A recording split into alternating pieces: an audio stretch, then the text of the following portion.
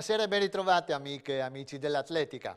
Campionati italiani invernali di lanci a Molfetta, Bari e ancora successi per la nostra delegazione.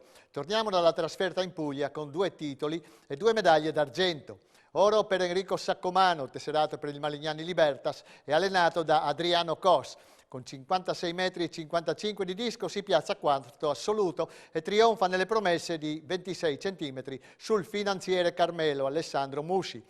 L'altro anno Saccomano a sorpresa ha conquistato un bellissimo terzo posto agli assoluti di Padova e da allievo aveva partecipato alle Olimpiadi giovanili di Buenos Aires. Oro anche per il martellista Alessandro Feruglio, Malignani Libertas Udine, che non ha mancato il match ball e con l'ultimo lancio da 66 metri e 17 ha scalzato dal primo posto Luca Ballabio, atletica Mariano Comense, 65 metri 50. Feruglio, 18 anni, ha spostato il proprio limite, con il martello da 6 kg, di oltre 1,5 metri e ha così festeggiato il secondo tricolore di fila dopo quello da allievo a Rieti nel 2020. Argento nel giavellotto Under 23 per Federica Botter, Bruniera Friuli Intagli, con la misura di 50 metri e 35. E in campo maschile del suo compagno di squadra junior Michele Fina, con 64 metri e 63. Tornando al martello e terminato ai piedi del podio, quarto, un altro lanciatore junior della scuola udinese di Mario Vecchiato, Davide Vattolo, che ha realizzato 62 metri netti. L'Atletica Gorizia ha organizzato ieri al campo sportivo Fabretto del capoluogo un cross a carattere regionale per la categoria cadetti e cadette per dare la possibilità agli atleti di entrare nel clima gara e ai tecnici di valutare le forze in campo per la composizione della rappresentativa del Friuli Venezia Giulia che scenderà in campo a Campi Bisenzio, Firenze, il 13 e 14 marzo per i campionati italiani di categoria sia individuali che per regioni. Le cadette, 53 le classificate, che si sono affrontate sulla distanza di 2 km, erano suddivise in 2 serie per evitare gli assembramenti. Doppietta delle atlete venete, con Alessia Miniutti, Aristide Coin Venezia, prima in 7,38, e Lorenza Denoni, atletica Silca Conegliano, seconda in 7,39. In terza posizione è prima atleta regionale Camilla Miatto, Libertas Porcia in 7,52.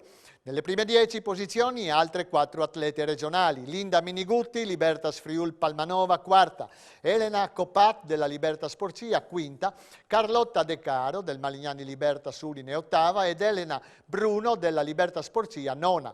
Anche tra i 53 cadetti al via, diluiti anche loro in 2 serie, ha vinto un veneto. Gassan Sabar della Silca Vittorio Veneto ha fatto selezione terminando in 9,5 la prova di 3 km. Ottima piazza d'onore in 9,12 per Thomas Cafagna, figlio d'arte della Sportiamo Trieste. Terzo posto per Pietro De Pizzol, compagno di squadra del vincitore, in 9,22. Tra i 10 anche i nostri Marco Vallardo, Lomiti Friulane, quarto, Francesco Cariola, Libertas Grion Seremanzacco, quinto, Simone Martina, Malignani Libertas, sesto, Giulio Manzing, Sportiamo, settimo, Simone Battistutta, Libertas Friul Palmanova, nono, e Tommaso Gerbeck, Trieste Atletica, decimo. Il prossimo cross regionale per cadetti e cadette, primo cross dei Bastioni, si svolgerà domenica prossima a Palmanova. Allenati per giudicare, giovani giudici per l'atletica in un percorso didattico per supportare lo sport e formare competenze. Il gruppo giudici di gara della FIDA l'ha ideato, in accordo con il Comitato regionale FIDA e l'Ufficio regionale educazione fisica e sportiva, un percorso didattico gratuito per la formazione di giudici di gara in erba per l'atletica leggera. Il corso relativo all'anno scolastico 2020-2021 è stato proposto a classi seconda e terza media, prese integralmente, e istituti superiori, ove l'attività può anche essere configurata come alternanza scuola-lavoro, con l'obiettivo di costruire un nucleo in grado di supportare la gestione dei campionati studenteschi delle scuole secondarie di primo grado, nonché di essere tesserati come giudici ausiliari, con l'opportunità di carriera in manifestazioni nazionali e internazionali, istituti superiori. Le adesioni per l'annata 2020-2021 hanno fatto registrare il tutto esaurito, con partecipanti da ogni provincia del Friuli Venezia Giulia.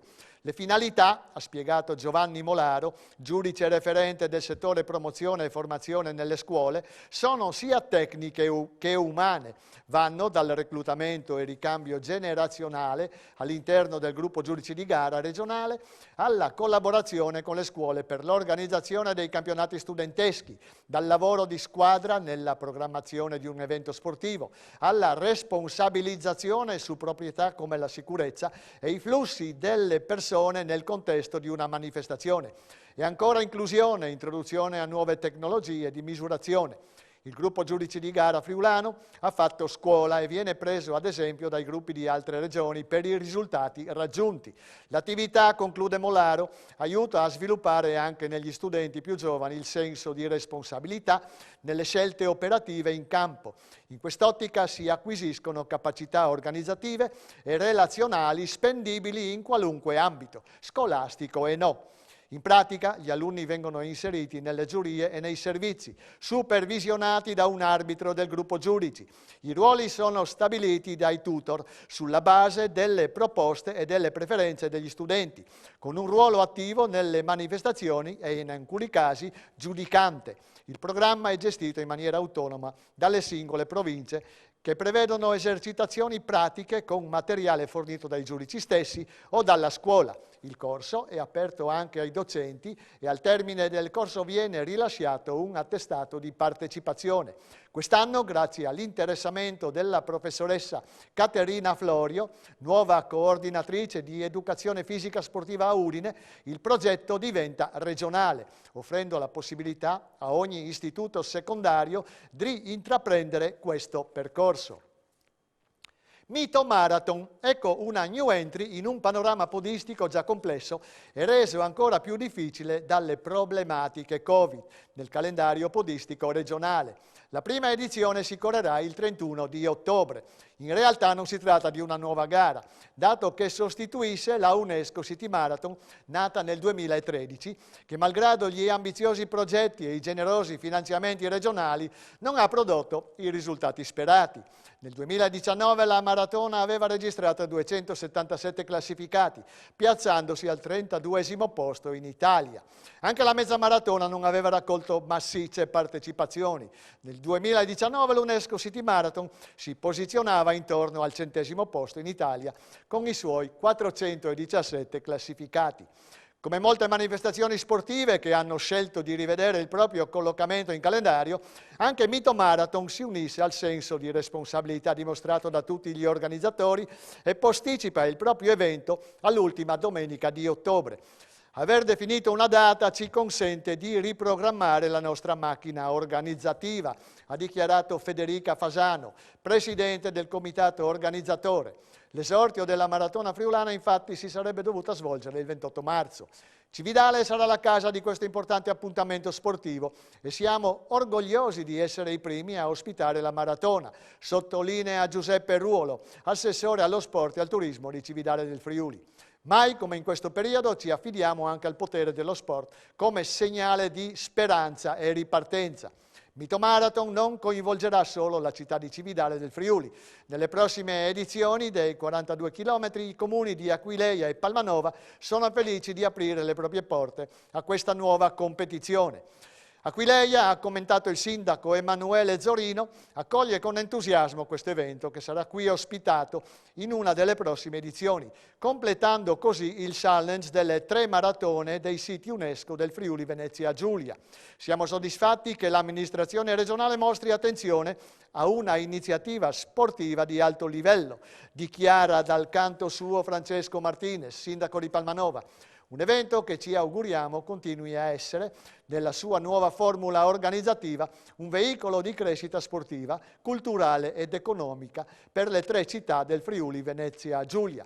Il format autunnale della manifestazione non cambierà, ci saranno sempre i 42 km della maratona tradizionale, i 21 km della mezza maratona, la staffetta con 4 runner che dovranno correre poco più di 10 km ognuno e il progetto benefico Mito in Rosa, il cui ricavato verrà donato alla Lega Italiana per la lotta contro i tumori di Udine.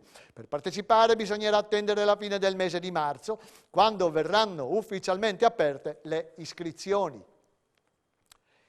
Il DPCM è vigente e le deliberazioni CONI consentono esclusivamente lo svolgimento di competizioni a livello agonistico riconosciute di preminente interesse nazionale, compresi nell'arco temporale dello stato di emergenza prorogato fino al 15 aprile, e la FIDAL di Pordenone ha comunicato quanto segue. Considerato che il periodo di chiusura potrebbe venire ulteriormente prolungato oltre il 15 aprile, nel caso di un aumento della diffusione pandemica è stato rinviato a data da destinarsi e modificato il calendario gare di Coppa Pordenone, rinviando Vajont, Porcia, Casarsa e Cordenons al periodo estivo-autunnale, inserendo in sostituzione la gara di Tramonti del 18 aprile, campionato regionale di corsa in montagna, come seconda prova tra le altre due gare nazionali, Brugnera di domenica 7 marzo e Sacile il 16 maggio, in attesa di nuove delibere CONI, con l'auspicio che da giugno si ritorni allo svolgimento normale dell'atletica.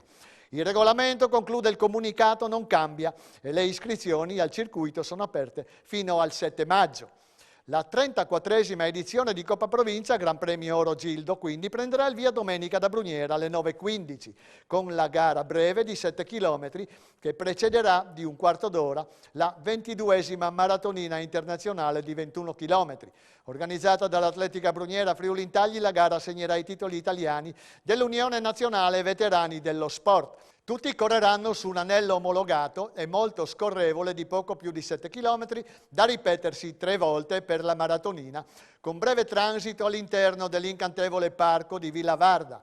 Oltre 550 gli iscritti, tra i quali ci sono l'etiope Taye Damde Kwasu, Atletica San Biagio, con un personale di 1 ora 3:52 sulla mezza maratona, l'azzurro delle Siepi e del cross Abdullah Moussa e il marocchino Hamedi Radoin e Brugnera Friuli Intagli, a cercare di contendere il successo al nutrito gruppo di keniani del team di Dionisi che arriveranno a Brugnera per far saltare il banco. Interessante la presenza dello junior Giovanni Silli, Malignani Libertas, al debutto sulla distanza. E questa era l'ultima notizia dell'odierna puntata. Arrivederci a lunedì prossimo.